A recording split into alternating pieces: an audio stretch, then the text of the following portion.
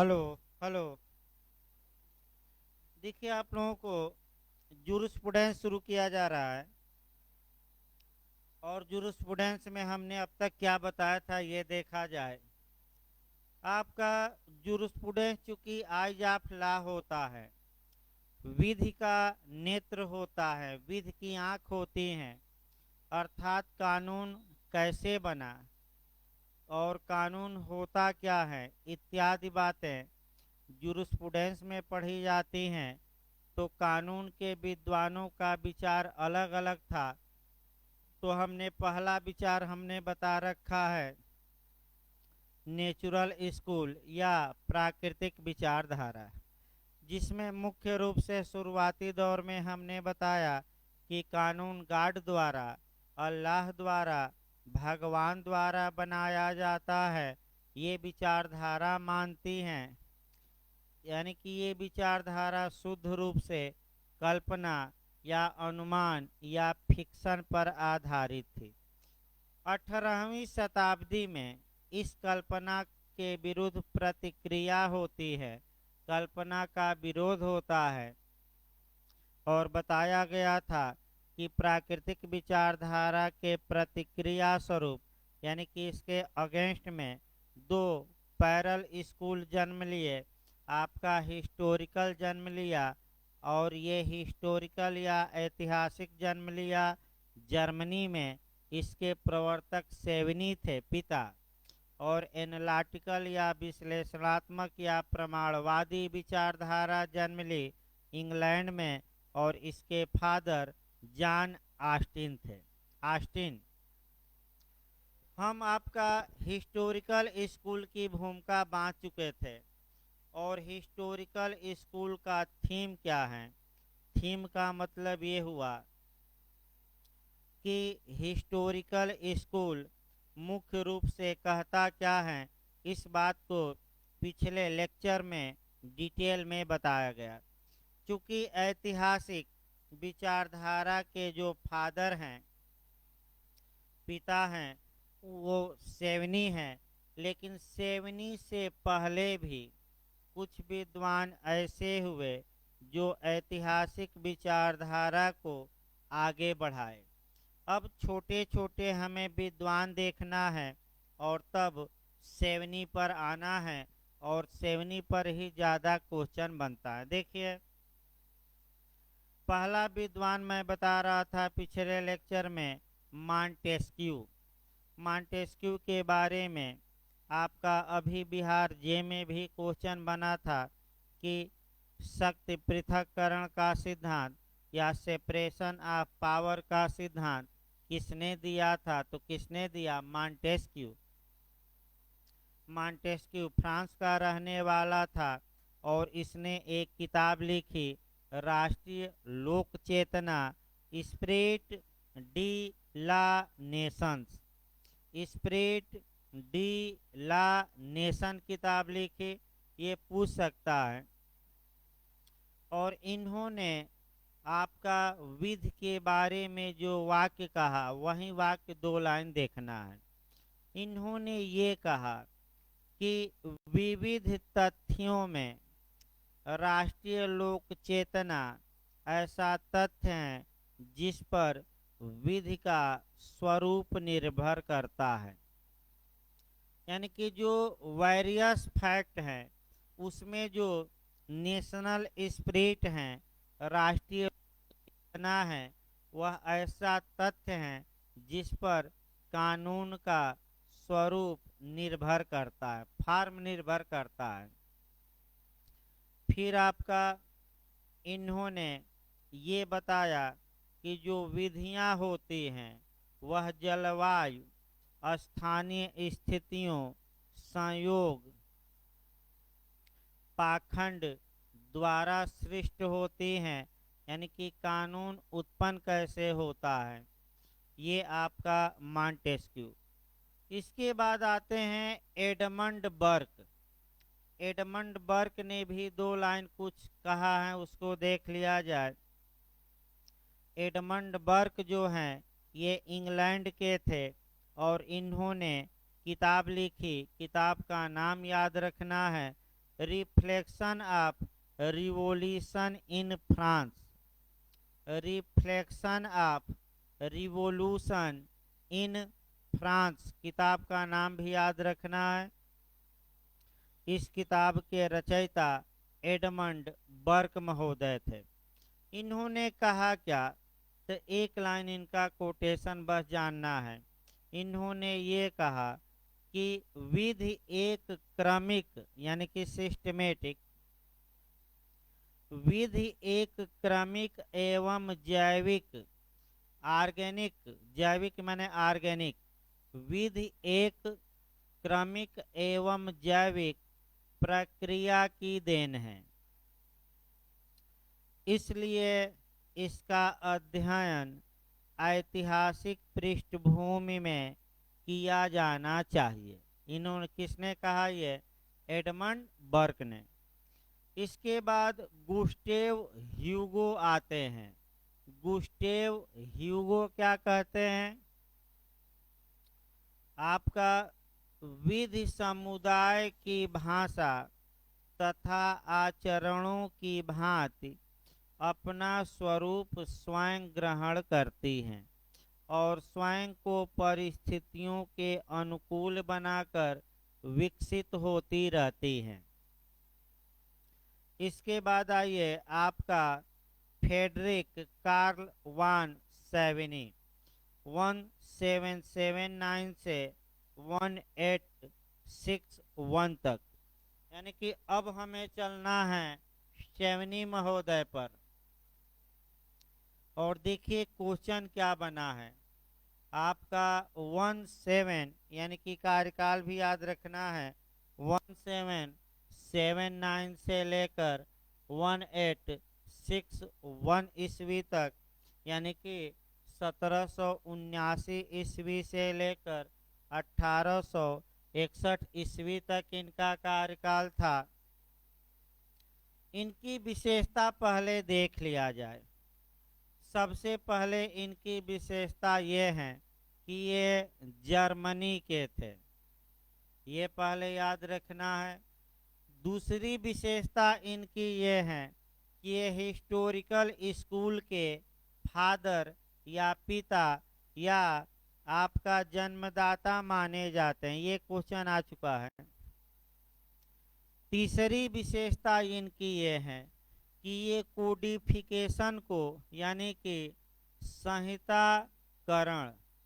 संहिताकरण के विरोधी थे। ये संहिताकरण के क्या थे, विरोधी। अगली विशेषता इनकी ये है कि इन्होंने ओकजिस्ट मतलब लोक चेतना का सिद्धांत दिया। ओकजिस्ट मतलब अभी हम बताएंगे, लोक चेतना का सिद्धांत दिया। लोक चेतना को हिंदी में बार बार चेंज कर रहा है। कभी अंतः चेतना लिख रहा है कंपटीशन में, कभी राष्ट्रीय भावना, तो आपका लेकिन नेशनल स्पिरिट या ओकजिस्ट याद करके जाना है कि लोक चेतना का सिद्धांत किसने दिया, तो आपका जवाब रहेगा सेवेनी ने।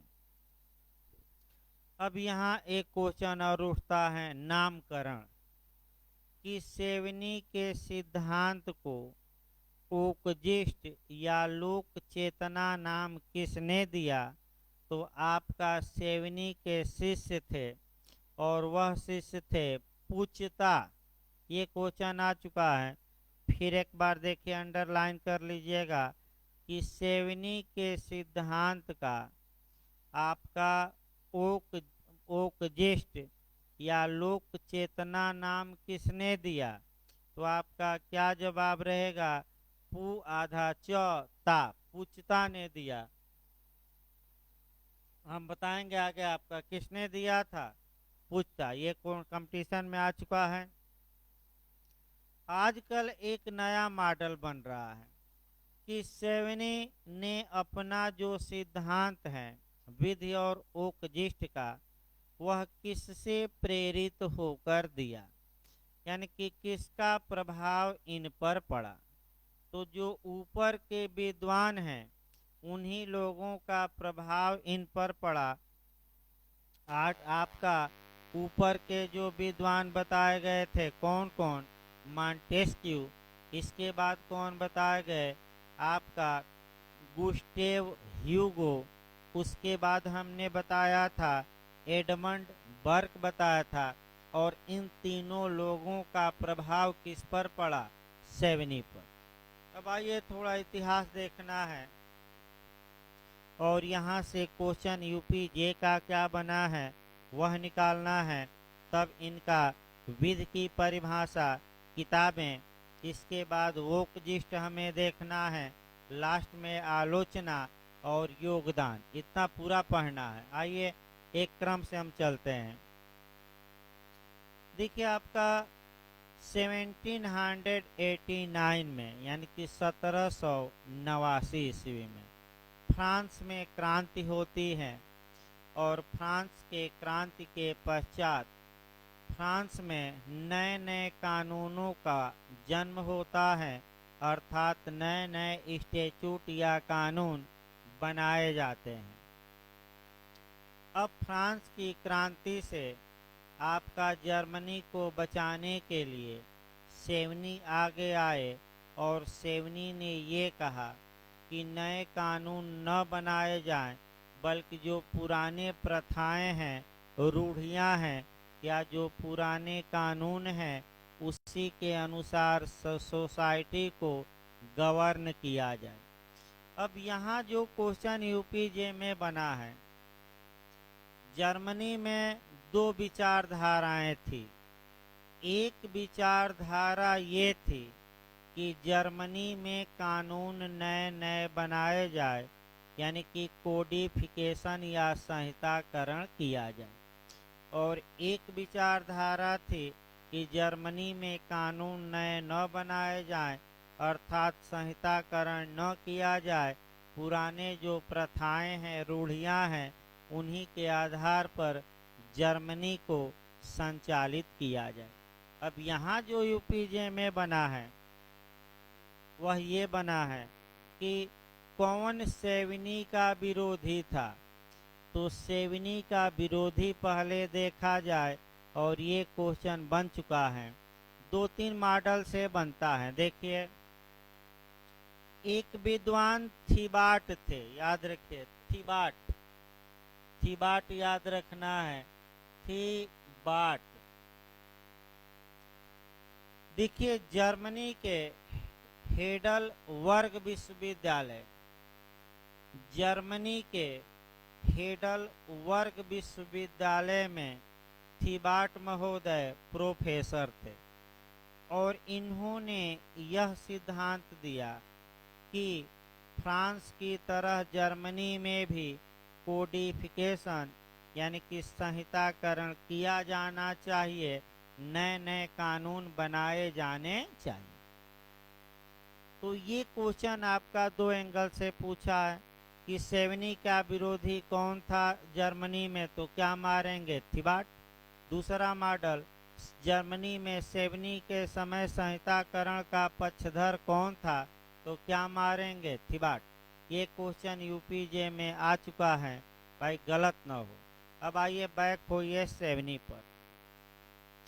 सेवनी आपका फ्रांस की क्रांति से जर्मनी को बचाना चाहते थे और संहिताकरण का विरोध किए, यानी कि नए कानून बनाने का विरोध किए और ये कहे कि जो कस्टम है, जो यूजेज हैं, यानी कि जो ट्रेडिशन है या जो परंपरा है, जो पहले से कानून चले आ रहे हैं, उन्हीं के अनुसार जर्मनी का जर्मनी को गवर्न किया जाए, नए कानून को न बनाया जाए।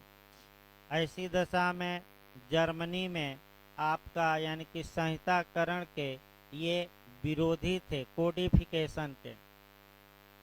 इन्होंने कुछ किताबें लिखी, एक दो किताब महत्वपूर्ण है, हो सकता है आ सकता है कंपटीशन में।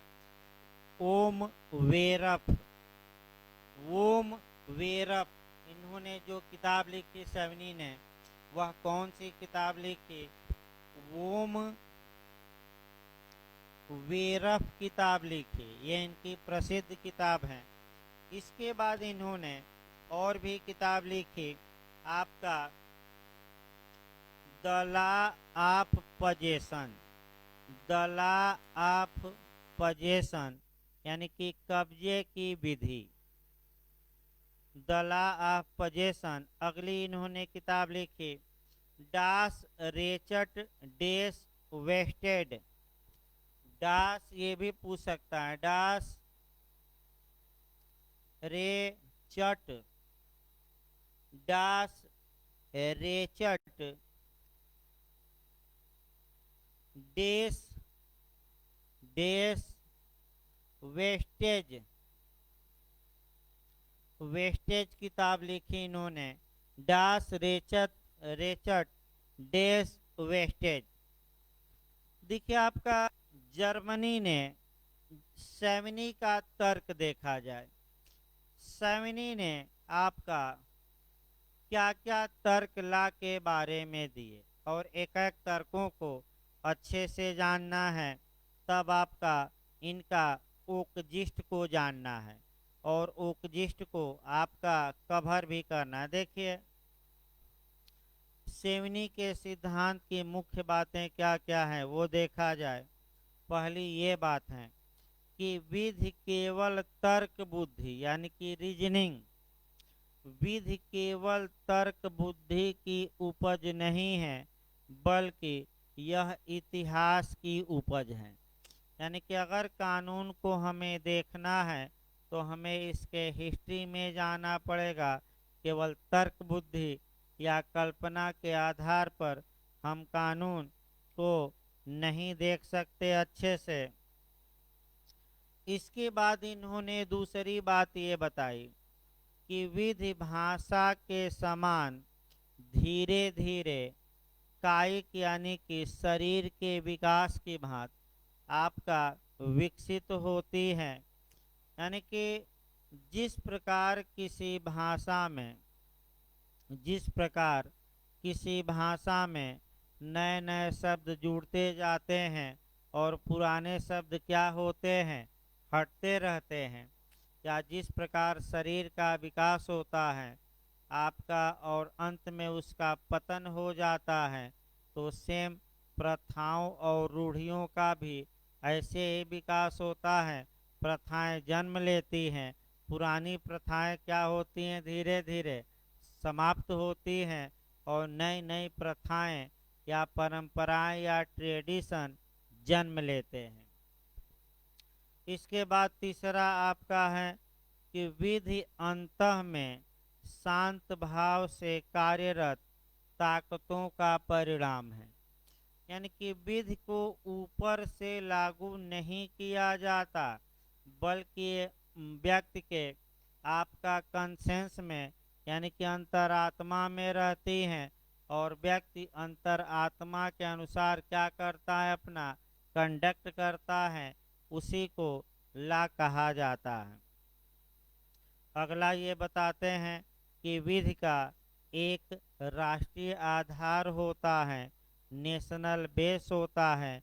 इसको और अच्छे से आपको जानना है। सेवनी बताते हैं कि विधि का एक नेशनल बेस होता है। इसका मतलब क्या हुआ, अर्थात एक देश का कानून दूसरे देश में लागू नहीं किया जा सकता। जिस देश का वह कानून होता है केवल उसी देश में लागू होता है, अर्थात विश्व के प्रत्येक देश में जो प्रथाएं हैं, रूढ़ियां हैं, परंपराएं हैं, अर्थात कस्टम, यूजेज और ट्रेडिशन हैं, वह क्या होते हैं, एक जैसे होते हैं कि भिन्न भिन्न, भिन्न भिन्न, अलग अलग होते हैं, भिन्न भिन्न होते हैं, एक जैसे नहीं। माने एक देश की रूढ़ केवल उसी देश के लिए है, दूसरे देश में वह रूढ़ पाई नहीं जाती। ये भी काफी महत्वपूर्ण है। इनका अगला देखें, विधि जन भावनाओं के अनुसार परिवर्तित होती रहती हैं। अर्थात जो कानून है जन भावना यानी कि पब्लिक की भावना के अनुसार क्या होता रहता है, बदलता रहता है। अब देखिए, भारत में जहाँ तक बात है, आप बंधुआ मजदूर देख सकते हैं, तमाम चीज़ें भारत में हम जोड़ेंगे इनके सिद्धांत को, लेकिन विधि जन भावना के अनुसार परिवर्तित होती रहती हैं। यानी कि प्रथाएं या रूढ़ियाँ स्थायी नहीं होती। इसको एक उदाहरण भारत में हम देखते हैं, क्योंकि आगे भारत में भी हमें कोरिलेट करना है।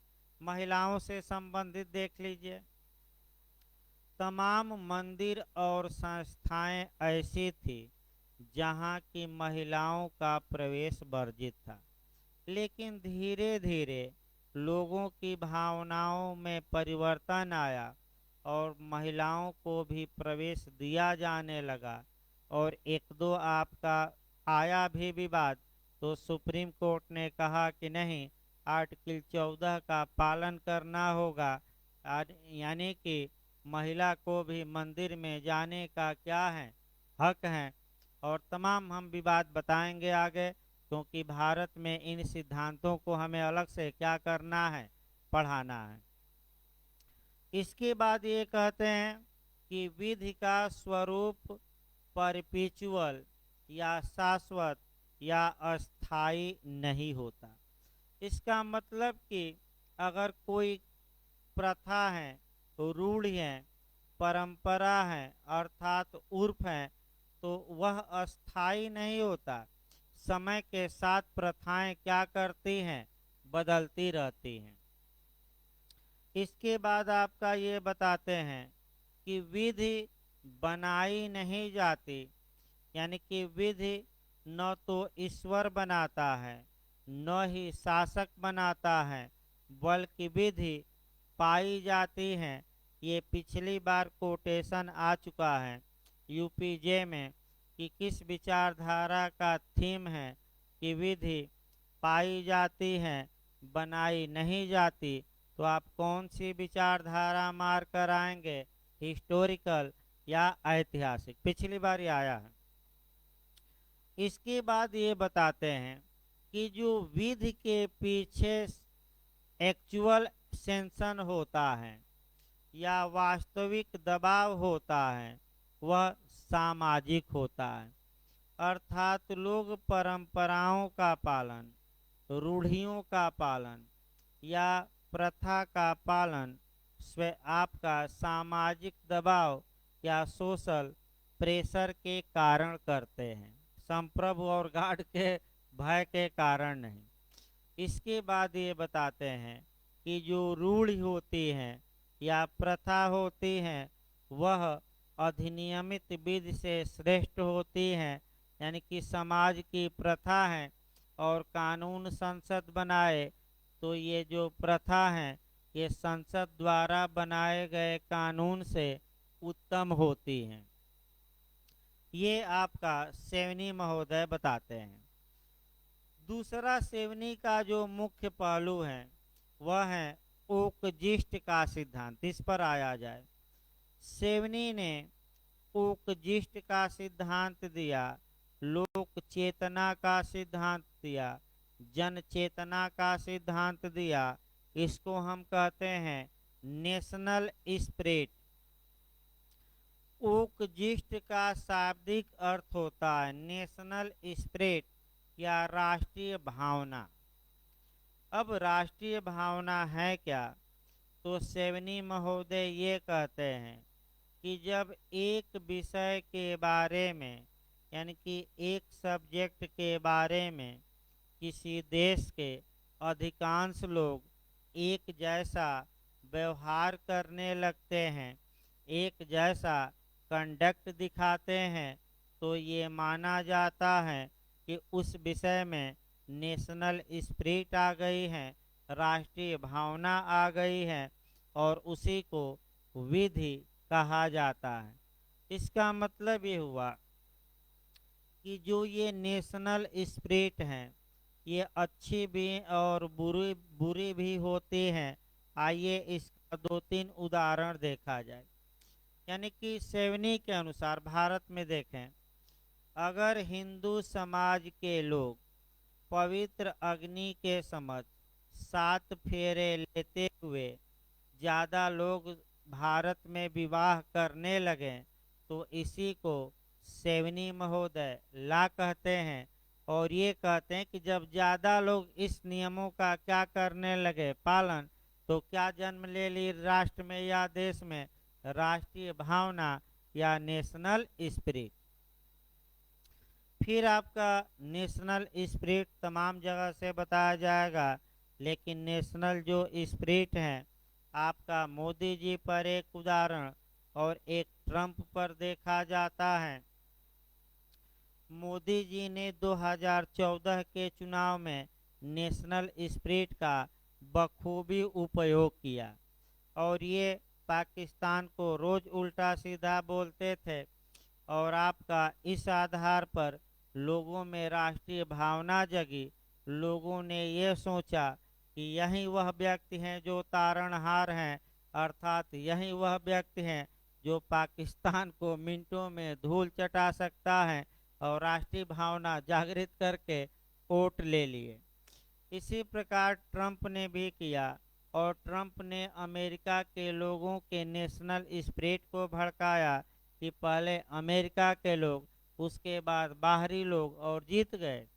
लेकिन राष्ट्रीय भावना बहुत लंबे समय तक काम करे न करे ये कोई ठिकाना नहीं है, क्योंकि लोगों को रोजगार चाहिए, शिक्षा चाहिए, सुविधाएं चाहिए, भूखमरी से न मरें लोग। और राष्ट्रीय भावना से ही केवल काम नहीं चलेगा, अन्य चीज़ों पर भी क्या देना पड़ेगा ध्यान, केवल राष्ट्रीय भावना नहीं।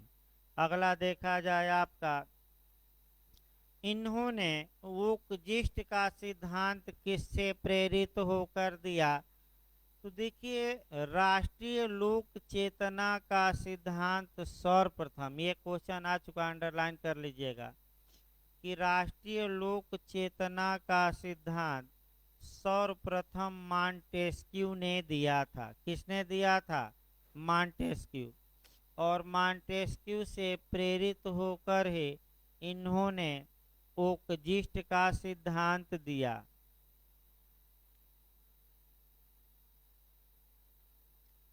किससे प्रेरित होकर इन्होंने दिया, पूछ सकता है, मॉन्टेस्क्यू से। इसके बाद आइए आपका जो पढ़ना रहता है सेवनी के बारे में, जो लोक चेतना के बारे में सेवनी महोदय कहते हैं। फिर आपका कि जो लोक चेतना है वह विवेक और प्रमुखतया अंतर्दृष्टि, आपका रूढ़ि, परिपाटी, सह प्रवृत्ति, प्रथा एवं प्राधिकार के आंशिक सम्मिश्रण से आपका उत्पन्न होता है। यानी कि आपका कस्टम हो गया, व्यक्तियों का कंडक्ट हो गया, आपका ट्रेडिशन हो गया, आपका व्यक्तियों की अंतर्दृष्टि यानी कि सोचने समझने की क्षमता हो गई। इसी के आधार पर क्या जन्म लेता है? आपका ओक जिस्ट। और एक दो उदाहरण भी हमने अच्छे अच्छे बताए। इस प्रकार सेवनी का सिद्धांत समाप्त हो गया।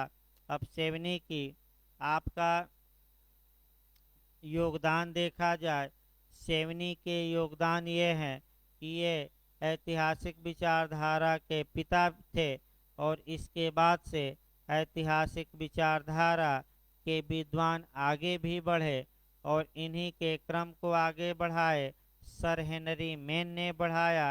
लेकिन आपका जो पूछा जाता है किस विद्वान के बारे में ये कहा जाता है कि वह डार्विन के पूर्व डार्विनवादी था तथा समाजशास्त्रियों के पूर्व समाजशास्त्री विचारक था, तो आपका जवाब रहेगा सेवनी। फिर एक बार कोटेशन याद रखें, सेवनी को डार्विन के पूर्व डार्विनवादी तथा समाजशास्त्री विधिशास्त्रियों के पूर्व का समाजशास्त्री विचारक माना जाता है।